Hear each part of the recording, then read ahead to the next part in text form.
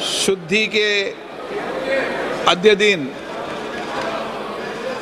मत विभाजन का शुद्धि के अध्ययन करेक्शन के आधार पर मत विभाजन का परिणाम इस प्रकार है। आवश्यकता होगी तो करेक्शन और डिटेल में जाके कर सकते हैं।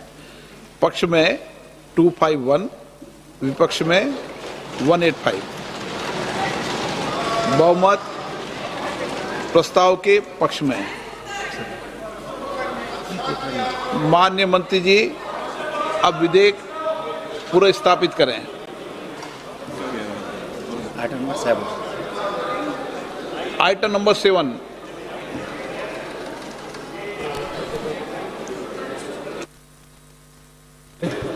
मैं आपकी अनुमति से विधेयक को पुनर्स्थापित करता हूं। आइटम नंबर 8 माननीय गृह मंत्री जी। महोदय, मैं प्रस्ताव करता हूं कि संघ राज्य क्षेत्र विधि संशोधन विधेयक 2026 पर विचार किया जाए। 1 मिनट, थोड़ा संशोधन करना पड़ेगा मुझे आइटम नंबर 7 को लेके।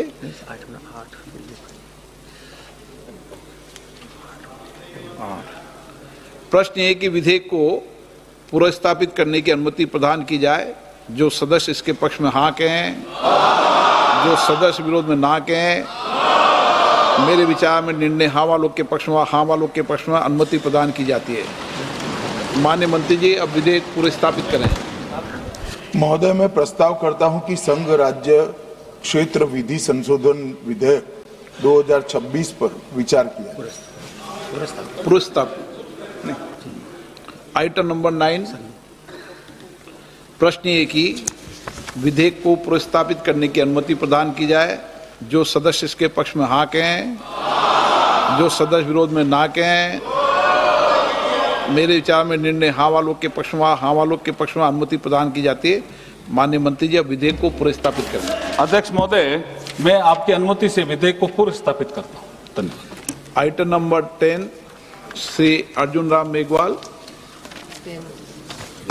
Item number 10 66। अध्यक्ष महोदय, with your kind permission, I move the following motion that this House do suspend the proviso to Rule 66 of the Rules of Procedure and Conduct of Business in Lok Sabha in its application to the motion for taking into consideration and passing of the Delimitation Bill 2026 and the Union Territories Laws Amendment Bill 2026 as much as these are dependent upon the Constitution's 131st Amendment Bill 2026. क्या वेणुगोपाल जी क्या Argument given by the Honourable Minister is completely against the rules. The rule is very clear. A bill which is dependent wholly or partly upon another bill pending before the House may be introduced in the House in anticipation of the passing of the bill in which it is dependent. Here one is the Constitution bill. Very clearly one is the Constitution bill. And other two is not a Constitution bill. Clubbing both together will not be a good practice, sir. Sir, we cannot allow it, sir. Therefore, there are consequences, sir. When the Constitution Amendment Bill is going to be defeated, then what is the point, sir? माननीय गृह मंत्री Therefore, अरे हो गया ना भाई, बैठो बैठो, अरे हो गया, आप बोल लिए। अरे बैठो। आप तो अपनी बात कीजिए माननीय गृह मंत्री। माननीय अध्यक्ष जी, मैं व्यवस्था दे रहा हूँ इस पे, मैं व्यवस्था दे रहा हूँ अभी। अरे भाई हो गया। गृह मंत्री जी मैं व्यवस्था दे रहा हूँ इस पे भी। माननीय अध्यक्ष जी, माननीय सदस्य वेणुगोपाल जी ने एक प्रकार से दो मुद्दे उठाए। एक मुद्दा टेक्निकल है कि जो संविधान संशोधन होता है इसमें गण की आपूर्ति अलग होती है और जो कानून होता है उसमें गण की आपूर्ति अलग होती है।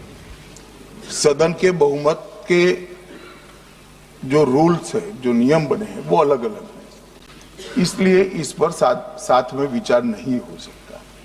और दूसरा कि जब डिबेट होती है तब संविधान संशोधन पर डिबेट अलग होना चाहिए और बिल पर अलग डिबेट होना चाहिए। माननीय अध्यक्ष जी, ये जो 3 बिल, एक संविधान संशोधन और 2 बिल सदन के सामने अभी प्रस्तुत किए हैं, उसमें से संविधान संशोधन करने के बाद महिला आरक्षण को लॉजिकल एंड ले जाने के लिए ये 2 कानून जरूरी है, इसलिए 2 कानून साथ में लाए गए। एक प्रकार से संविधान संशोधन होने के बाद जो जरूरियात उत्पन्न होती है, उसी में से ये 2 कानून लाने का सोचा गया है।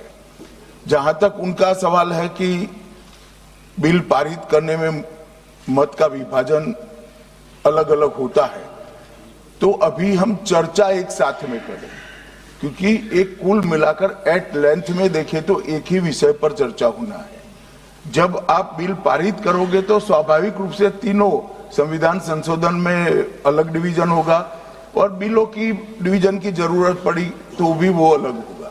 तो इसमें किसी भी प्रकार के औचित्य का भंग नहीं है और कई बार ऐसा हो चुका है, कई बार ऐसा हो चुका है। जैसे नारी शक्ति वंदन अधिनियम में भी ये तीनों बिल एक साथ ही आए थे और इसी सदन ने उनकी सहमति से पास किया, मगर आज सुबह वो विरोध करने का तय कर आए मीटिंग में, इसलिए हर चीज में विरोध ही किए जा रहे हैं।